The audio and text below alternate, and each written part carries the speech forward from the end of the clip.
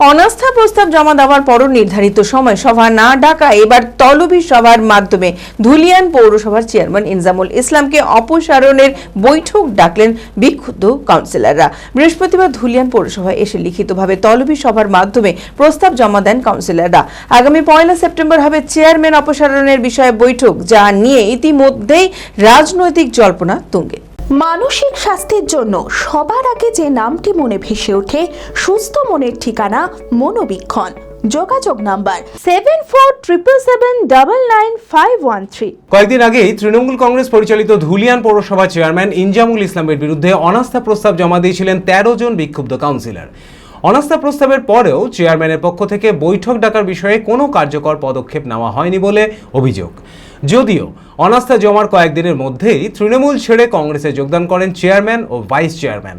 এরপরেই চেয়ারম্যান নিজে vice chairman নিয়োগ করেন, যা নিয়ে নতুন করে বিতর্ক দানা বাঁধে।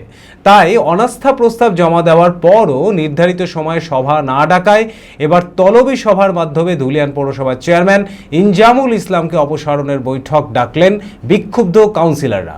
বৃহস্পতিবার ধুলিয়ান পৌরসভায় এসে লিখিতভাবে তলবি সভার মাধ্যমে প্রস্তাব জমা দেন কাউন্সিলররা।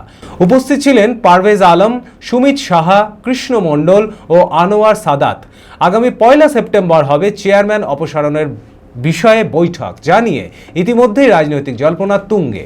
গত 4 তারিখ 4 আগস্ট আমরা ধুলিয়ান পৌরসভার বিরুদ্ধে আমরা অনাস্থার চিঠি করেছিলাম চেয়ারম্যানের বিরুদ্ধে। তার 15 দিনের মধ্যে আমরা দেখতে পেলাম যে অবাধভাবে আপনার ভাইস চেয়ারম্যানকে নিয়োগ করলো।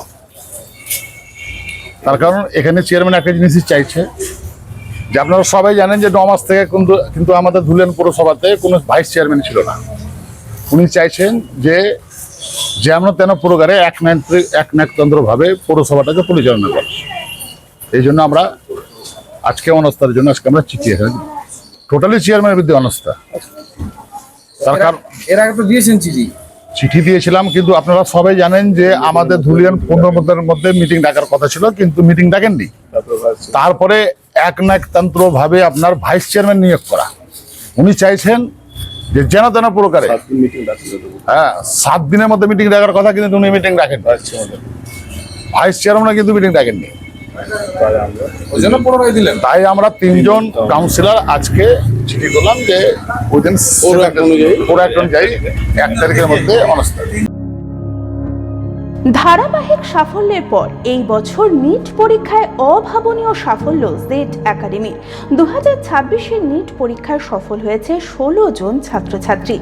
আমাদের সুবিধা ডিজিটাল ক্লাসরুম, 24 আওয়ার্স সিসিটিভি, ছেলে ও মেয়েদের পৃথক ক্লাসরুম ও হোস্টেল, নিয়মিত DDP, problem solving and doubt clearing class, কলকাতার অভিজ্ঞ শিক্ষক মণ্ডলী, স্বাস্থ্যসম্মত রুচিশীল খাবার, নিট বেসিস পড়াশোনা, কালচারাল অ্যাক্টিভিটি, গেস্ট টিচার দ্বারা মোটিভেশন ক্লাস, সবুজে ঘেরা পরিবেশে 24 ঘন্টা বিশুদ্ধ জল ও বিদ্যুৎ পরিষেবা।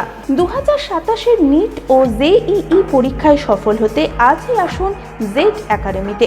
বিশদে জানতে যোগাযোগ করুন। ঠিকানা জেড একাডেমি, সারগাছি রামকৃষ্ণ মিশনের সন্নিকটে, বহরমপুর, মুর্শিদাবাদ। Mobile number 9836187795।